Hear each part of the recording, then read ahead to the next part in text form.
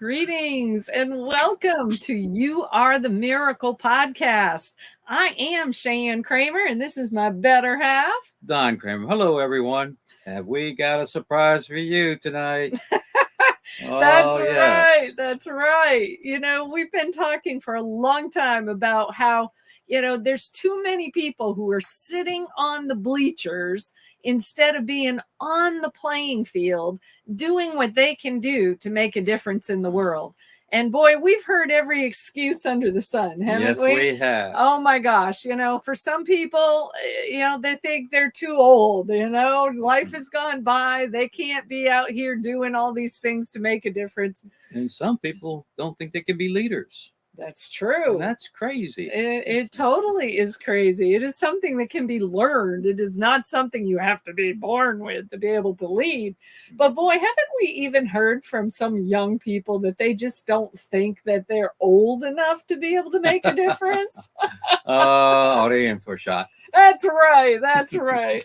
So we're so excited to have with us tonight Aaron Wu. And goodness, Aaron, I don't even remember exactly how we got connected to you other than it was through LinkedIn.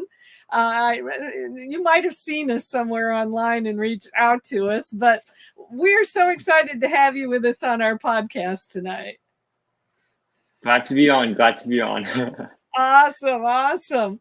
Well, please tell our watchers and our listeners, tell them a little bit about you. First of all, how old are you, Aaron? Okay, so I pretty much just turned 17, like pretty much 1 month ago. My journey started mainly on like during COVID, right? It was more so like I really didn't know what to do with my time. I was really, in a sense, like I was pretty down because obviously in school you have virtual and stuff. This eventually led me to discover like Rich Dad Poor Dad, and you have different sort of books of like what's called Think and Grow Rich, and this sort of opened my mindset really overall, like, hey, I can do more, and eventually led me to work in an organization called Factor that provided teenagers real life skills, communication, self-development, personal finance, and that sort of expanded now to different sort of organizations, different internships with like AI startups, working on more so a high schooler focus of like teaching high schoolers how to do like math problems, English problems, STEM problems in general, and then obviously now designing courses. Wow. That blows me away. You are still in high school and you're designing courses for other students. That is truly amazing, without a doubt. So I'm curious. You heard me earlier. We were talking offline about a question that I love to ask people, and I don't even know if I've ever asked you this question or not, but I'm going to ask it. So, if you had a closet full of money that would never run out, what would you be doing with your time? What more would he be doing? What more would you be doing? Yes.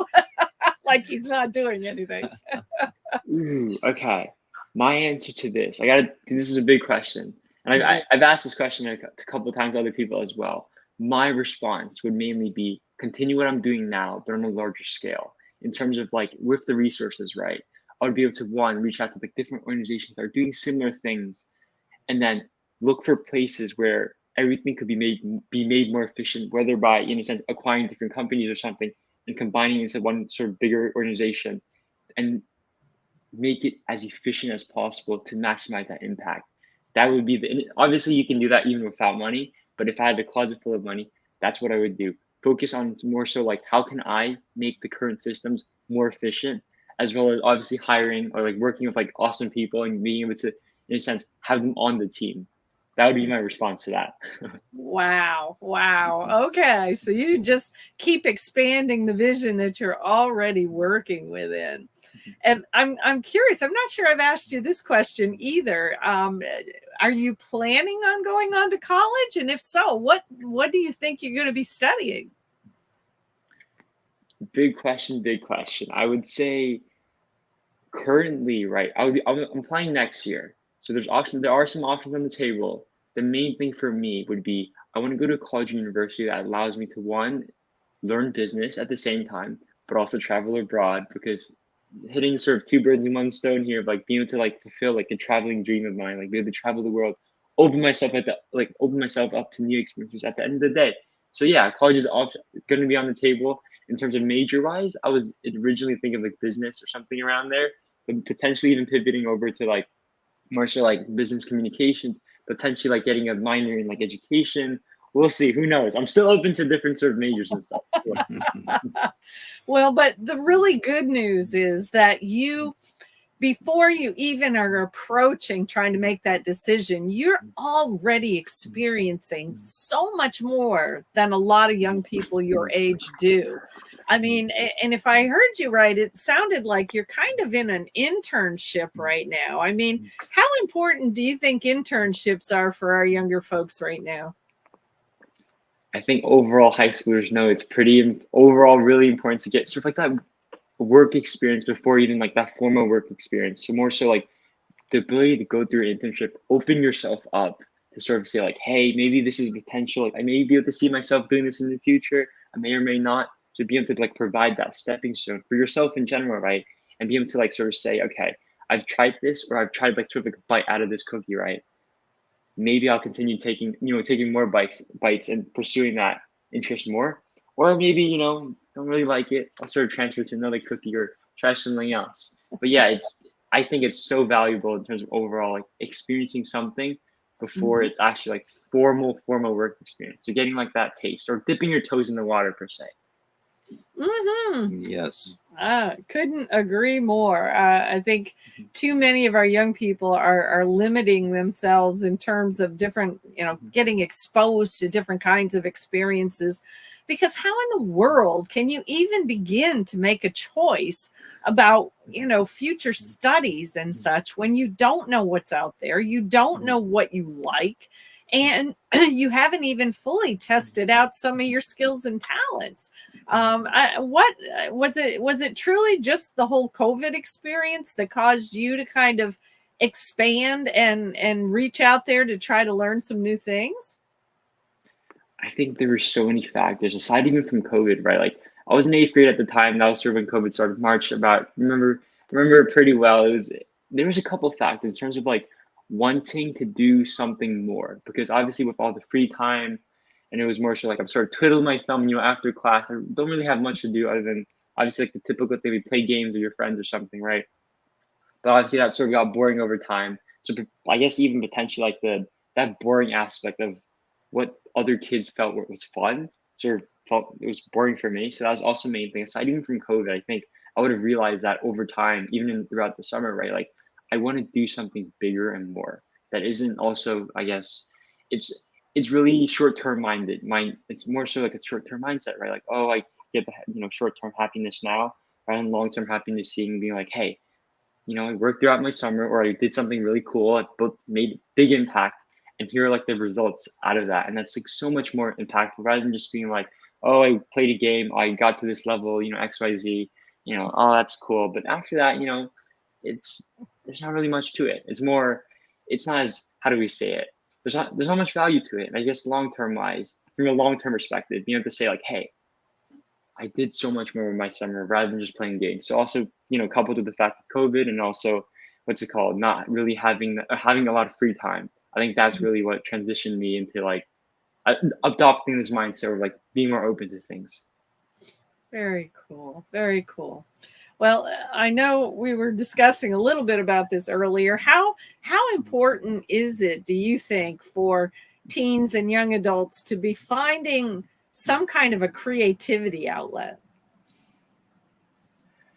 Most important thing ever, because your ability to define something that you one enjoy and two in a sense are willing to push further compared to other people, right? Like you find something you find enjoyable, like passionate, right? You'll go 10 times further than the person who's just doing it for money or like in a sense that just they're not really committed as much compared to you. Like you have to find that outlet, whether that's starting a business or launching a podcast or even like writing small things over time, like that involving creativity, right? Like I remember like you guys mentioning earlier of like how happiness and like creativity, right? You live longer. So at the end of the day, it's like a win-win-win. You adopt a new habit or you take on a new skill, learn a new skill, start something, whatever that is, right? Like wins all around overall. Like being able to, if anything, you could potentially even carry it over to like your work experience but if even not, like it's more so just like an outlet. If you ever need to like relieve stress or something, right? You have that outlet to do so. Definitely. And we know that a lot of our younger generations are feeling a lot of stress, a lot of anxiety. In fact, that's another thing we've heard in a lot of different places lately is that a lot of our younger generations are just, they look around at what's going on in the world and in their state and in their country and even in their neighborhood, and they get to this place of feeling kind of hopeless, which leads to a lot of stress and anxiety for sure. I mean, how would you recommend to a young person to combat that, that potential to get in this space where everything just looks and feels really hopeless? What kind of advice would you give them? Okay, this is going to be hard for some people to hear, but usually what I found personally, in terms of what I found really helpful for myself would be like go on a walk, no headphones, no earbuds, and just like build that in, like sort of saying like, hey, like be okay with sort of being alone sometimes, because you have to realize that sometimes the best sort of, in a sense, I guess, stress reliever for anybody, and I mean this doesn't even apply to teenagers, is just take a walk without anything and just go in nature. Nature usually has the solutions for many things, and I think we have a lot to learn, but I guess humans are sometimes, how do we say, closed-minded to an extent. But yeah, everything you see, like from like cars, from like planes, it all came from nature. I think at the end of the day, like relieving stress comes back to nature as well. You can learn many things from nature. Wow. Wow. I think this young man That's is good. wise beyond his years. Yes. I like that answer. We do that. We do that a lot. We walk a lot. We get outside. Today we had quite the little adventure. We got to stand on a bridge and watch gators down below us in the wild. Just marveling over watching them, and there was like all these turtles around them, and we're sitting there watching going, do gators eat turtles? Now, interestingly enough, that gator never made a move towards any of those turtles, and I was really kind of surprised. But there's definitely interesting things that you can see, you can feel, you can experience in nature. So that's a really good answer. Wow. You have any questions for him? No, I think he's on the ball, He is on the ball. and he's actually further ahead than a lot of adults. Well, this is true. Yeah, that's a good question. Maybe you should be creating curriculum for adults. Young people in the 20s, 30s. Yeah, we've got a lot of confused young people. In fact, we've been chatting with a few of them over the last few weeks, and from young people coming out of the military who don't know what they want to do with themselves after that, to again, people who kind of get to this place of feeling kind of hopeless and not sure what their space in the world should look like. And oh my gosh, I mean, you're just a ball of fire here, continually creating things. So what's on your agenda short term? I mean, what's your next big project that you're working on? Is there a specific one? So currently, I'm right now working with an organization called Teach for America. Some of you may know, but they're a pretty big player in terms of like the overall education space. And they have like a sort of like a sub company called the Reinvention Lab, and that's designing challenges for high schoolers. That's something I'm working on. And also right now, I'm also currently working on sort of like a side thing for fun, is designing a web design agency, just designing websites for other sort of like smaller businesses, and sort of just dabbling in terms of like learning, is designing sort of my thing. So that's sort of some things I'm working on right now. That's amazing. And it's so wise that you are, poking into all of these kinds of things. It occurs to me that somewhere along the line, you probably should be writing a book about your adventures. Definitely. Have you considered that possibility?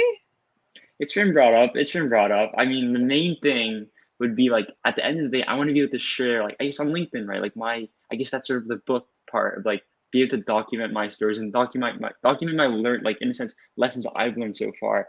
While not a book, that could potentially that's on the table for the future for sure in terms of like documenting my like life's journey and sort of like similar to like the Almanac of Naval. I can't spell it. The Almanac of Naval. You probably heard of that book. If not, like sort of this person's pretty much made a whole book of like different sort of like this one person, a focal, their posts, their Twitter comments, and just like making a whole book out of that. That's potentially an option for the future. Who knows? Who knows?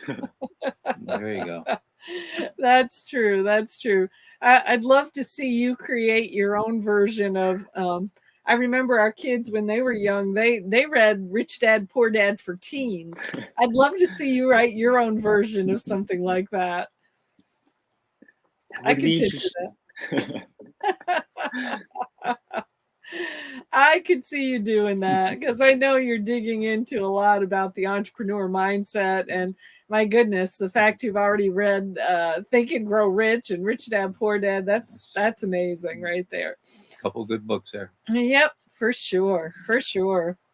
My goodness. Well, if there was another young person that saw this and wanted to be able to reach out to you, Yeah. Is there a way that people could connect with you and be able to see if there's some way you could work together with them in some form or fashion? LinkedIn. If you're not on LinkedIn and you're a teenager, get on LinkedIn because the main thing, especially is as a teenager, your best card you can play is the high school card or teenager card. Because usually you're just sort of saying like, hey, I'm a high schooler. And I can, if you reach out, I will send you my script of usually what I send. And it's has a high open rate overall because people want to help teenagers and people want to help a person that was where they were. Because at the end of the day, you have to realize it's a circle. You help somebody, they'll help somebody else, they'll help somebody else. You may think that you only helped one person, but you never realize that like the person that you just helped has helped another person and another person and another person. It's a full cycle, whether you realize or not, the impact you can make. There's a saying where it's like, what's it called? It only takes one person to change somebody else's life. It's true. And you could be that one person. You never know. So get out on LinkedIn, reach out to me, Aaron Wu. You'll see me. It's I haven't updated my profile in a while, but feel free to reach out. I think that may be how we got connected. I think you reached out to me. Reaching one person and keep reaching one person can actually change the world. Yep, absolutely. To the good. Yep. I can never remember who this quote should be attached to, but they say never underestimate the power of a small group of people to change the world, because that's the only thing that ever has. So you're part of that, and we appreciate you, Aaron, very much. To close out, do you have any words of wisdom you'd like to leave our listeners with? An open mouth doesn't get fed. That would be my final words. Okay. Oh, sorry, a closed mouth doesn't get fed, not an open mouth. A closed mouth doesn't get fed. If you guys have a take. A closed mouth doesn't get fed, yeah. We're not perfect. It's all good. It's all good. That's right. So ask questions and keep on learning. There's no doubt that's what we need to do. Right. Well, thank you so much for joining us on such short notice. We appreciate it, Aaron. And Aaron Wu is an amazing young man. If you see him on LinkedIn, connect with him. Because I promise, as much as you might be able to enrich his life, he may be able to enrich yours as well. Definitely. So have a great week, everybody. I Yes, hope indeed. people have enjoyed the holiday weekend, and we'll be talking to you some more real soon, Aaron. Thank you all. Have a good one. Take care, everybody. Bye-bye. Bye.